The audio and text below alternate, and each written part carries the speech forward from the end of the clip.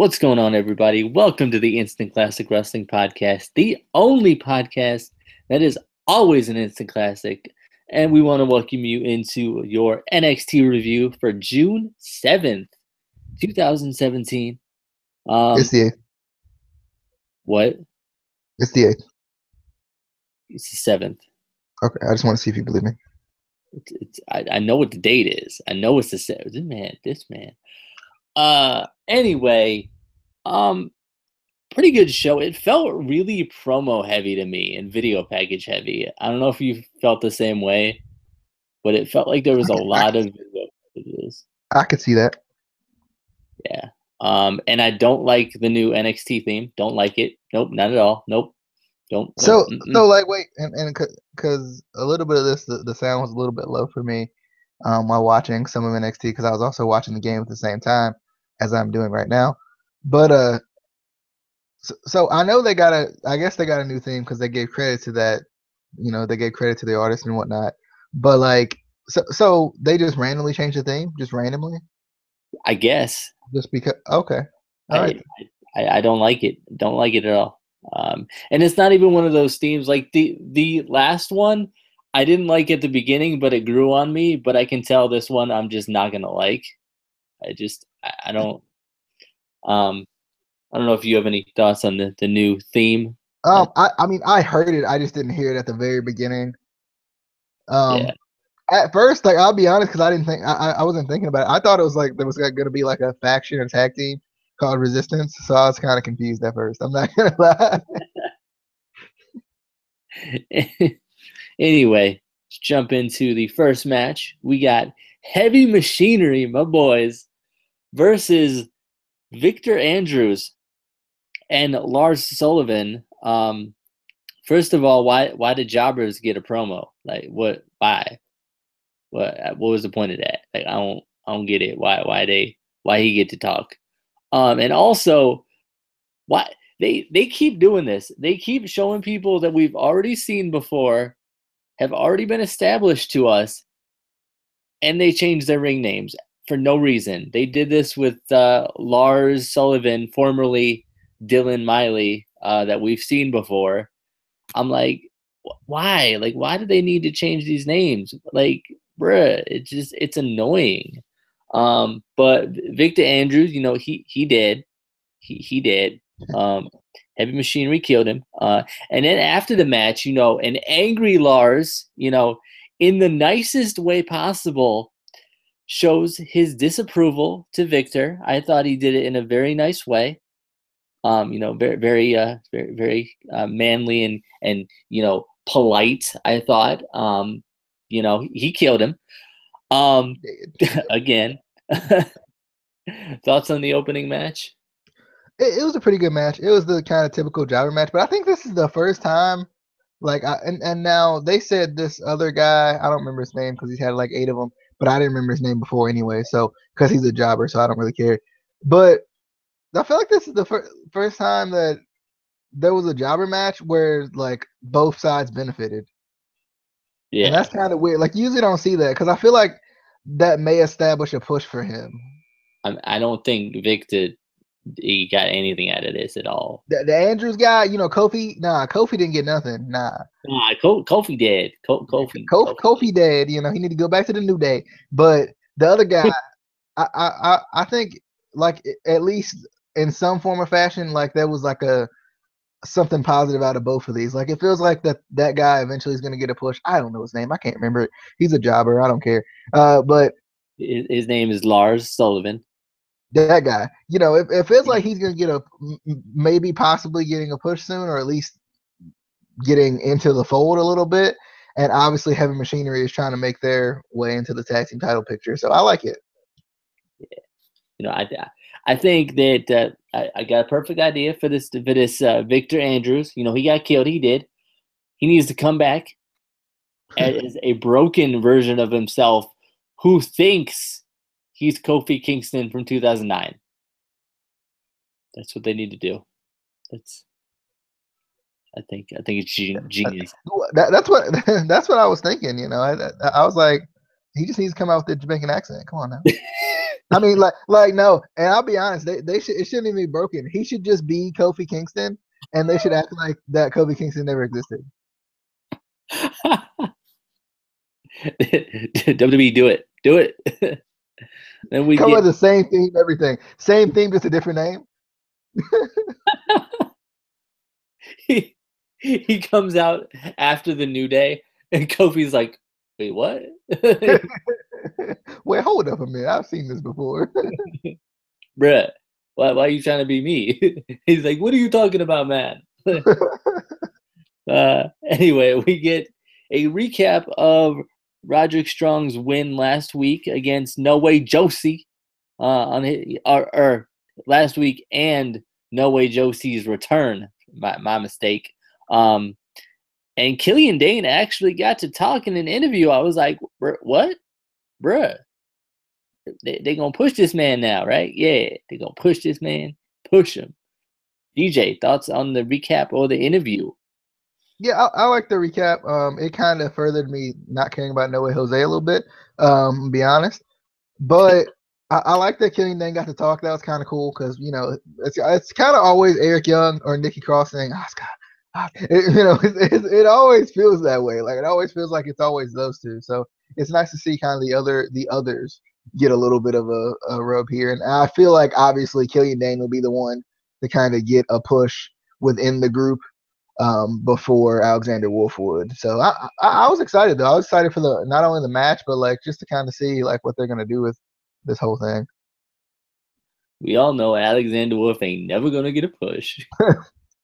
They're going to kick him out. We get Roderick Strong comes out to address the NXT universe and address what's next for him. Why do they keep doing this? Like, somebody loses and like next week they address their future. Like, bro. Somebody loses, they like rip. It's over your career. Done. Like, stop it, WWE, stop it. He says, he basically says his fiance and his handsome baby boy. You make that clear. It's handsome baby boy. It's kind of like handsome Rusev. You just gotta make sure people know. Yeah, his handsome baby boy have made him more driven than ever to become NXT champion. Bobby Roode comes out with some real tears. I think they were real. I do. I don't think it was a play. But then he proceeded to hit the heel button hard. He hit that heel button hard. I was like, damn, Bobby, you need to chill. Like, bruh, he was savage. I'm gonna say it. This man was savage tonight. DJ, thoughts on the handsome baby boy or the savagery? Yeah, I definitely liked it. I thought it was funny. I loved when Rude came out and kind of trolled him a little bit. I love that. Yeah, I don't understand why they do the where's he going now? Like, what's gonna happen next with Roderick Strong? Like is Roderick Strong turning into Ty Dillinger? Like, it's Ty Dillinger did like 8 times. But like, yeah, like I don't understand, and it's funny because he teamed with Ty Dillinger that time. So that's kind of funny. But I don't know, like, to me, it doesn't make any sense to why they do this. But the only reason I did like this was because it did kind of set up something. Yeah. The next thing for Bobby Roode. So I was happy about that. Yeah. And Roger Strong. Sorry, Roddy. Yeah. Oh, and his handsome baby boy. Yeah. True. We get next. We get to see Nicky Cross on the roof saying, "Oscar, Ruby, let's play again." It was awesome. So next week we will have a triple threat rematch for the title. So I'm excited. Thoughts on the on Nicky Cross? I know we were both excited about this. Insert goat emojis here. Like, I love her so much. And I'm oddly attracted to her. It was weird, but I love her. She's the best. Then we get another Authors of Pain video package. This one I kind of liked because it featured basically all of the tag teams in NXT who kind of want a shot at the titles. I definitely liked it. It wasn't really necessarily about AOP. It didn't feel like it didn't show either of them. It just showed Paul Ellering just talking, out of the book of domination or whatever it is. But I definitely liked how they did this video package. DJ? Yeah, I agree. I liked it too. It was kind of a compilation of videos put together, edited, with some transitions here and there. And Paul Ellering was there. Yeah, I liked it. I would almost say it was a package of videos. Yeah, of videos. Yeah, I'd say not pictures though. But more so videos. I feel like moving images, as they say. Yeah, almost like a gift box. Like you've got a gift box of videos put together. True. Oh, yeah, True. yeah. And then we got Sarah Logan versus Payton Royce with Billie Kay. I was excited to see Sarah Logan, a.k.a. Crazy Mary Dobson, from the Indies. So I was definitely excited. I knew she's been in NXT for a while. We just haven't seen her a lot. But, this was terrible booking. Terrible. WWE knows that they're not supposed to put two people that I like in a match against each other. You're not supposed to do that. Stop it. You could have put Billie Kay in this match, the weak link of the iconic duo, and it would have been fine. She not. You lie. She the weak link. She the weak link. Also, too, I was wondering if you caught this. Was it weird that Payton Royce came out to her own music? Yeah, I was like, wait, what? Payton Royce does get the win. But I like that we got to see. It didn't feel like a complete jobber match, which I liked. We got to see a lot of what Sarah Logan kind of brings to the table, to the canvas, to the ring, to the squared circle, to the ropey thing with the turnbuckles. DJ, thoughts on the match? I don't know where I'm going with that. Yeah, I like the match. Like I said, it's kind of weird hearing Payton Royce's music though. Bruh, Payton Royce, like her entire entrance is must see. Like her entire, like from the time her music starts, it's just must see the whole thing. Anyway, His voice is yeah. I don't know what it is. Oh, anyway, I like this match too though. I did. I still want to see more of the iconic duo because I feel like they've been pushing them, but like sometimes they disappear for a little bit. It's kind of weird. But I like this match, and I'm excited to see Sarah. What's her last name again? Logan. This man don't write no names down ever. Yeah, Sarah. Yeah, that girl. I'm excited to see her. Crazy Mary Dobson or whatever we call her nowadays.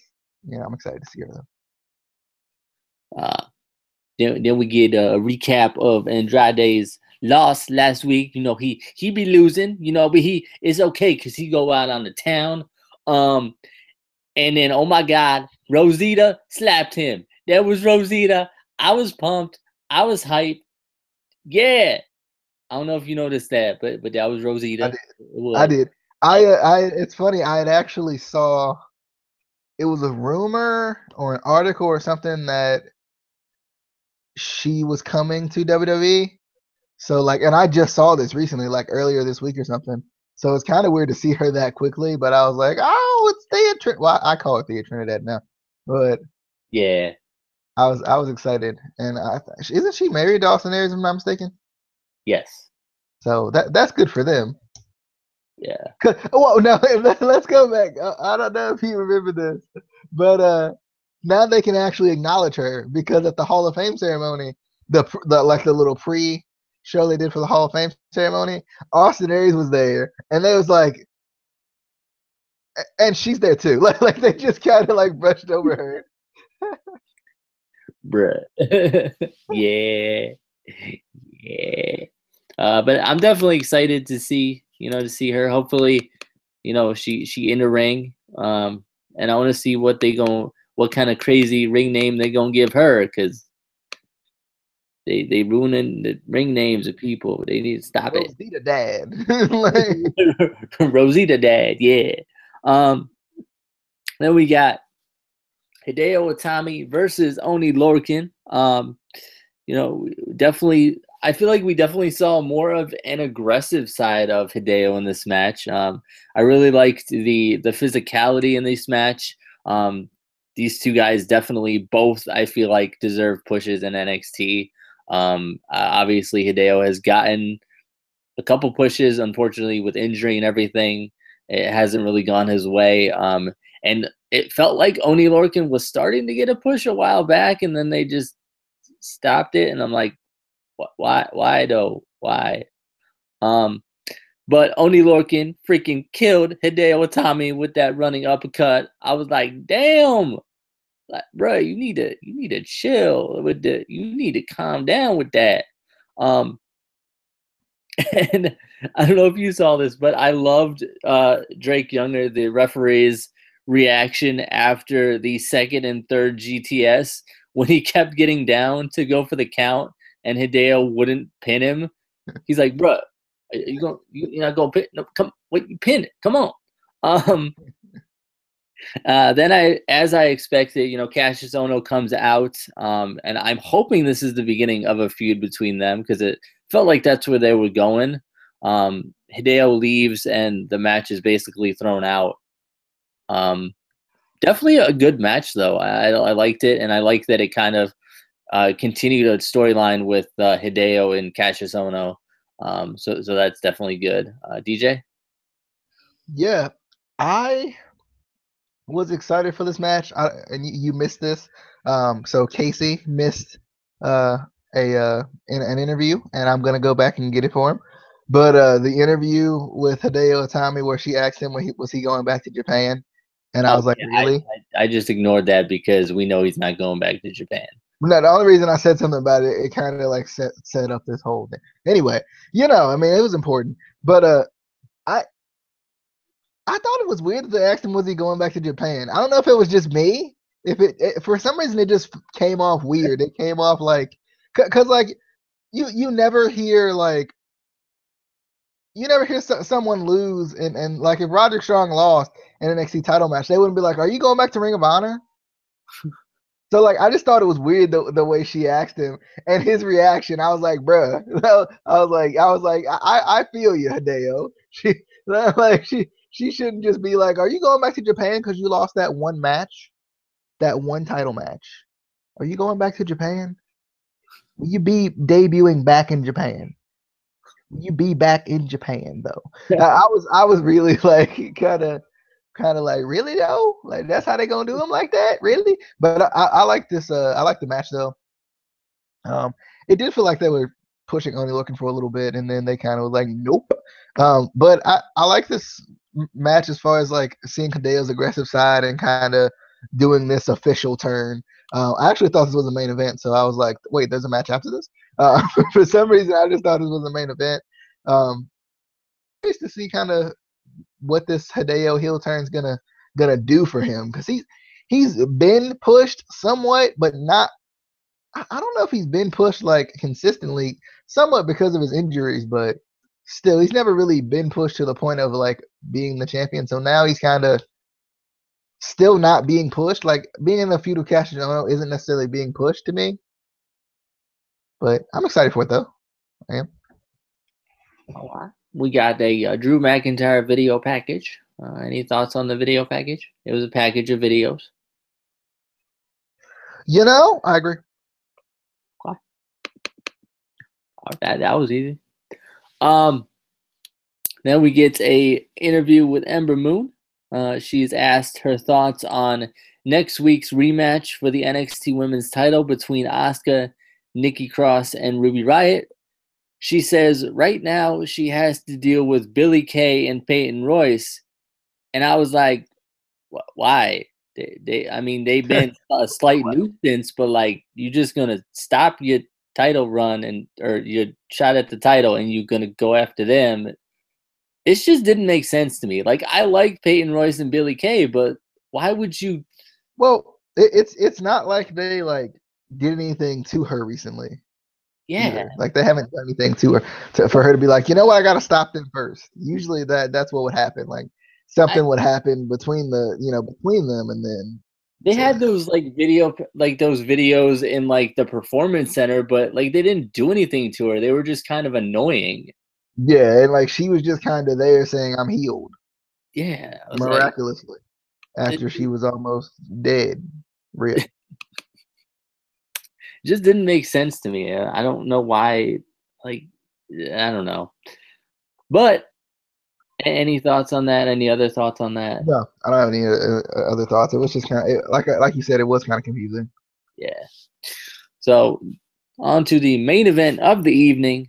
No Way Josie versus Killian Dane, Damo. Big Killian Damo. So I'm gonna call him Big Killian Damo. Big Damo Killian Dane. Oh. Yeah.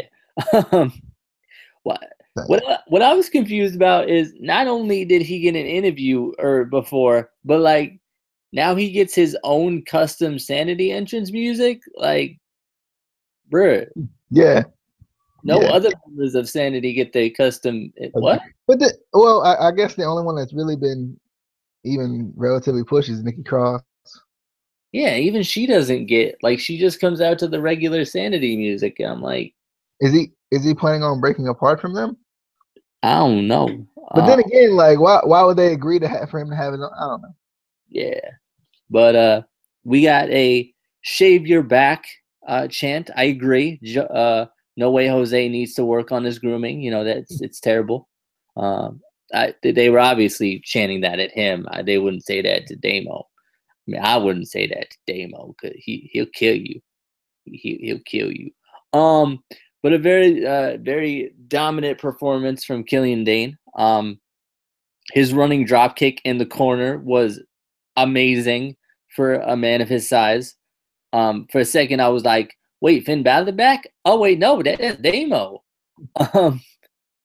But obviously, Killian Dane wins. I just don't know what they're doing with No Way Jose. Like, nothing.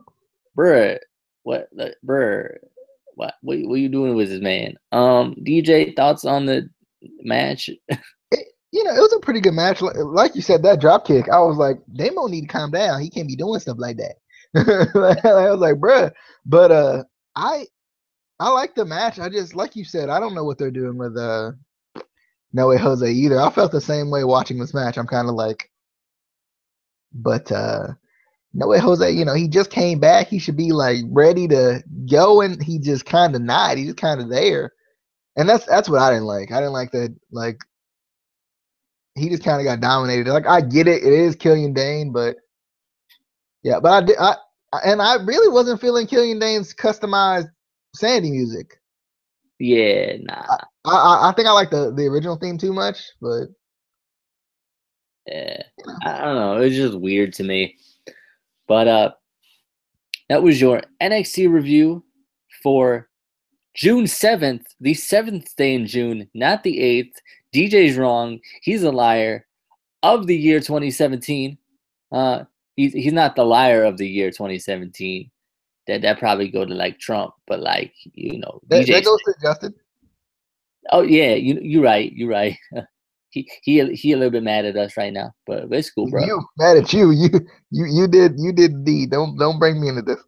It's not my fault that we got the copyrights, and I was like, bro, I'm not dealing with that with the copyrights because the man doesn't take out the music that he should take out, and puts videos that have nothing to do with the Instant Classic Wrestling podcast on our channel, and don't even write anything about us or say anything about us, bruh. Anyway, be sure to like, comment, and subscribe, and we will see you on the next video tomorrow for TNA or Impact. I'm sorry, Impact Wrestling. With a no botching and everything crisp and and stiff and stuff. Peace and chicken grease and monkey